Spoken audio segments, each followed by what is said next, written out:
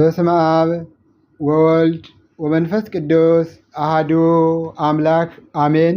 በዐቢይ ጾም የምኵራብ ዕለተ ቅዳሜ በቅዳሴው ላይ የሚሰበከው የዕለቱ ምስባክ ይህ ነው። ዮም አመ ሰማዕክሙ ቃሎ ኢታጽንዑ ልበክሙ ከመ አማምረርዎ በገዳም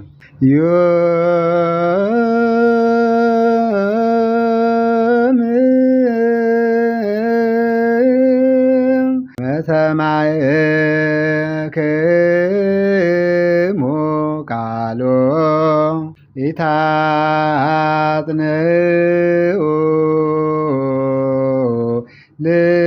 ልበክሙ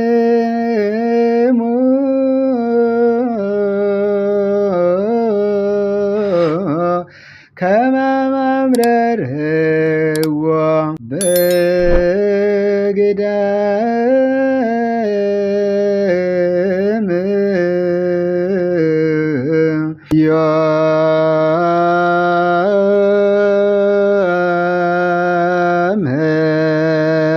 አመ ሰማዕክሙ ቃሎ ኢታጽንዑ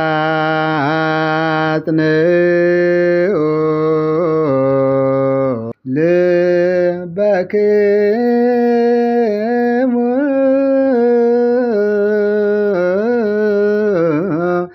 ከመ አማምረርዎ በገዳም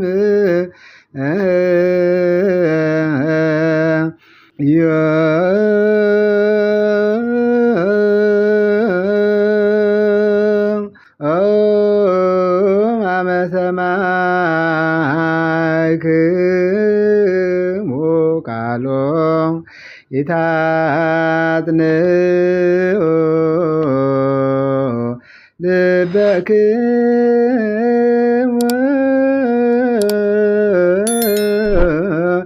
ከመ አማምረርዎ በገዳም።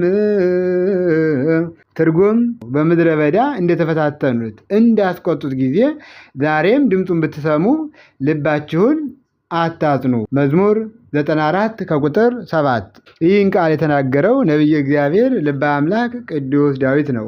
ነቢየ እግዚአብሔር ልበ አምላክ ቅዱስ ዳዊት በዚህ መዝሙር ላይ ዮም አመ ሰማዕክሙ ቃሎ ምድረ ርስት ትገባላችሁ የሚል በሰማችሁ ጊዜ ኢታጽንዑ ልበክሙ አይችልም አያገባንም በማለት ልቦናችሁን አታጽኑ።